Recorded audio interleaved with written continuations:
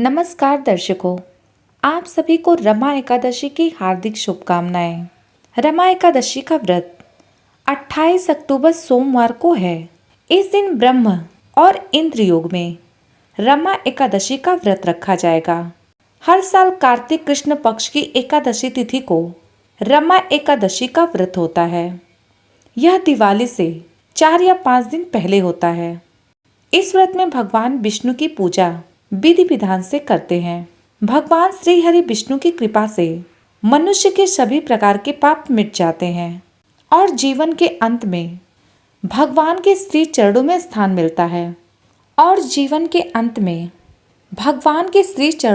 मिलता है।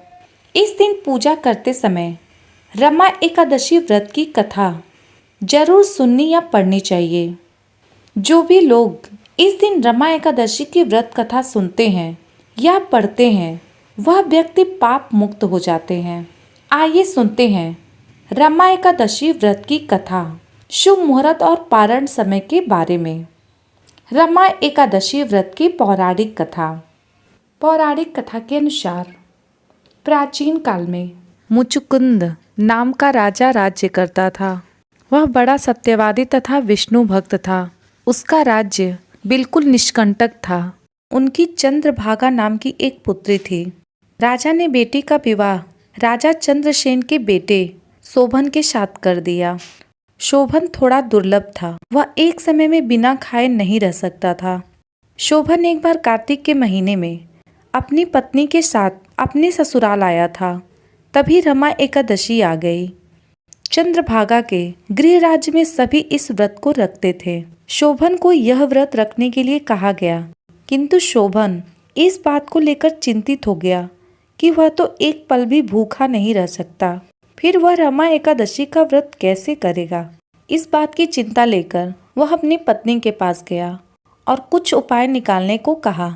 इस बात पर चंद्रभागा ने कहा कि अगर ऐसा है तो आपको राज्य से बाहर जाना होगा, क्योंकि राज्य में कोई भी ऐसा नहीं है जो इस व्रत को न करता हो।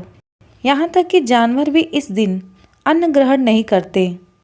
लेकिन शोभन ने यह उपाय मानने से इनकार कर दिया और उसने व्रत करने की ठान ली। अगले दिन सभी के साथ शोभन ने एकादशी का व्रत किया, लेकिन वह भूख और प्यास बर्दाश्त नहीं कर सकता और प्राण त्याग दिया। पति की मृत्यु के बाद चंद्रभागा सती होना चाहती थी, मगर उनके पिता ने यह आदेश दिया कि वह ऐसा ना करे और भगवान विष्णु की कृपा पर भरोसा रखे। चंद्रभागा अपने पिता की आज्ञा अनुसार सती नहीं हुई। वह अपने पिता के घर पर रहकर एकादशी का व्रत करने लगी। उधर रमा एकादशी के प्रभाव से शोभन को जल से निकाला गया और भगवान विष्णु की कृपा से उसे मंदराचल पर्वत पर धन धान्य से परिपूर्ण तथा शत्रु रहित देवपुर नाम का एक उत्तम नगर प्राप्त हुआ। उसे वहां का राजा बना दिया गया। उनके महल में रत्न तथा स्वर्ण के खंभे लगे हुए थे। राजा शोभन स्वर्ण तथा मणियों के सिंहासन पर सुंदर वस्त्र तथा आभूषण धारण किए हुए बैठे थे। उनके सामने गंधर्व की अप्सराएं नृत्य कर उनकी स्तुति कर रहे थे। उस समय राजा शोभन मानो दूसरा इंद्र प्रतीत हो रहे थे। उन्हीं दिनों मुचुकुंद नगर में रहने वाला सोम शर्मा नामक एक ब्राह्मण तीर्थ यात्रा के लिए निकला हुआ था। घूमते घूमते वह शोभन के राज्य में जा पहुंचा। वह ब्राह्मण उसको राजा का जमाई जानकर उसके निकट गया। राजा शोभन ब्राह्मण को देख आसन से उठ खड़ा हुआ और अपने ससुर तथा पत्नी चंद्रभागा की कुशल क्षेम पूछने लगा। शोभन की बात सुन सोम शर्मा ने कहा, हे राजन, हमारे राजा कुशल हैं तथा आपकी पत्नी चंद्रभागा भी कुशल है। अब आप अपना वृतांत बतलाइए। आपने तो रमा एकादशी के दिन अन्न जल ग्रहण न करने के कारण प्राण त्याग दिए थे। मुझे तो बड़ा ही आश्चर्य हो रहा है कि ऐसे विचित्र और सुंदर नगर, जिसको न तो मैंने कभी सुना और न कभी देखा, आपको किस प्रकार प्राप्त हुआ। इस प्रश्न पर शोभन ने कहा कि हे देव, यह सब कार्तिक मास के कृष्ण पक्ष की रमा एकादशी के व्रत का फल है। इसी से मुझे यह अनुपम नगर प्राप्त हुआ है, किंतु यह अस्थिर है। शोभन की बात सुनने के बाद ब्राह्मण बोला, हे राजन, यह अस्थिर क्यों है और स्थिर किस प्रकार हो सकता है, आप मुझे समझाइए। यदि इसे स्थिर करने के लिए मैं कुछ कर सकता हूँ तो वह उपाय मुझे अवश्य बताइए। राजा शोभन ने कहा कि हे ब्राह्मण देव, मैंने रमा एकादशी का व्रत विवश होकर तथा श्रद्धा रहित किया था। उसके प्रभाव से मुझे यह अस्थिर नगर प्राप्त हुआ।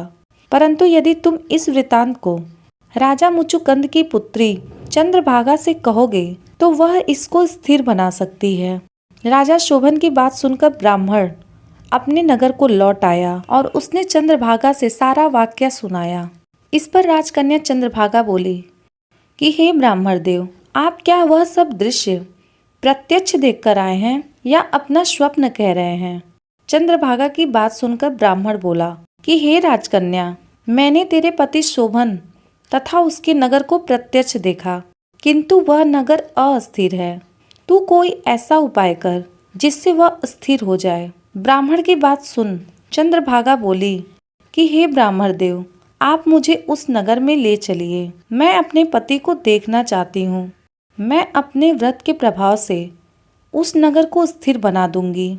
राजकुमारी चंद्रभागा के वचनों को सुनकर वह ब्राह्मण उसे मंदराचल पर्वत के पास वामदेव के आश्रम में ले गया। वामदेव ने उसकी कथा को सुनकर चंद्रभागा को मंत्रों से अभिषेक किया। चंद्रभागा मंत्रों तथा व्रत के प्रभाव से दिव्य देह धारण करके पति के पास चली गई। शोभन ने अपनी पत्नी चंद्रभागा को देखकर उसे प्रसन्नता पूर्वक आसन पर अपने पास बैठा लिया। चंद्रभागा ने कहा कि हे स्वामी, अब आप मेरे पुण्य को सुनिए। जब मैं अपने पिता के घर में 8 वर्ष की थी, तब से ही मैं सभी एकादशी का व्रत रखती हूँ।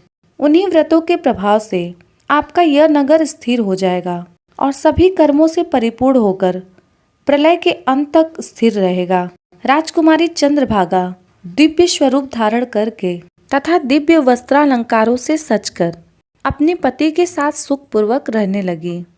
बोलो विष्णु भगवान की जय, बोलो लक्ष्मी माता की जय।